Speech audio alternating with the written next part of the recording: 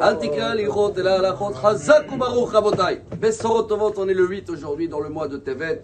Se rapproche à la paracha de la vie. Vayechi, qui donne beaucoup de force et avec un message énorme pour la vie. Chaque vendredi soir, quand chacun bénit ses enfants, on utilise la bracha de cette paracha. Yesimcha Elokim ke'Ephraim u'Menaché. Car Yaakov, à la fin de sa vie, à 147 ans, il a demandé d'amener les deux enfants de Yosef et de les bénir. Tout le monde connaît ce que la Torah elle raconte, que Yosef il voulait que le premier-né, Ménaché, reçoit sa prière en premier, et le deuxième, Ephraim, et Yaakov, Sikel et Yadav, il a dit non. Pour moi, c'est Ephraim avant Ménaché.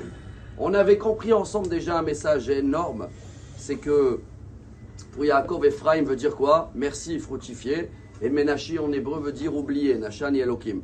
Donc selon Yaakov, il faut d'abord dire merci à Dieu avant de vouloir oublier ce qui ne va pas. Mais aujourd'hui, chers amis, on va apprendre un grand jackpot. Pas tout le monde, ils sont dans le niveau de Yaakov.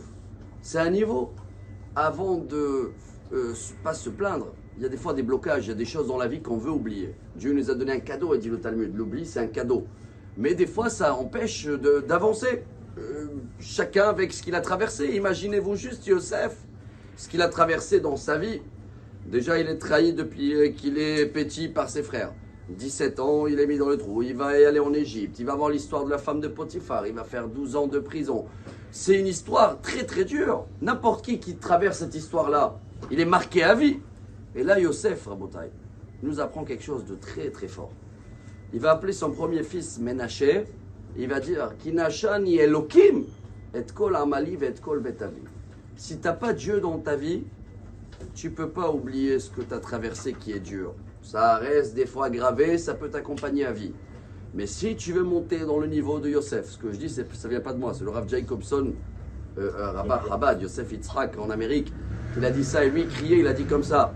Yosef nous apprend que chacun de nous, sa neshama, son âme, il est chelek elokam imaral. Il y a là-bas un point, il y a un touche dans notre âme qui est divin. Et ce point-là, rien ne peut le marquer.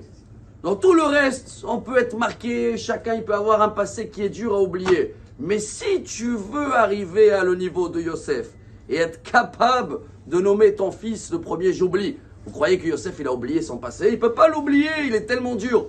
Mais Yosef il a dit attends, c'est Dieu. Et si j'ai une partie dans moi qu'elle vient de Dieu, cette partie-là peut être jamais touchée de quelque chose qui est dur car c'est divin. Botaï, c'est un message énorme.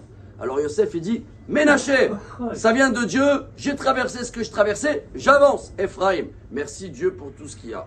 Alors nous, quand on va bénir les enfants, regardez bien, hein, vendredi, on ne va pas vouloir d'abord oublier. Parce que Yaakov il dit à Yosef, Yosef, toi c'est un niveau énorme. Tu as traversé tellement de choses dans ta vie qu'il vaut mieux dans la situation de Yosef de d'abord oublier, effacer le plus possible le passé et d'avancer. Mais tous les autres, les gens normaux, quand on est dans l'état de Yaakov, on n'a pas traversé ce que Yosef il a traversé dans sa vie. Alors là, Yaakov il nous apprend non. Nous d'abord, Ephraim, d'abord dis merci à Dieu sur tout ce qu'il y a. Et après, aussi oublie. Avance malgré ton passé, car n'oublie pas que tout ça vient de Dieu. Et ta partie divine, elle est jamais touchée dans ce fond pur. Message énorme, excellente journée, une belle vie pour tout et que des bénédictions. Amar Rabbi Elazar, Amar Rabbi Hanina.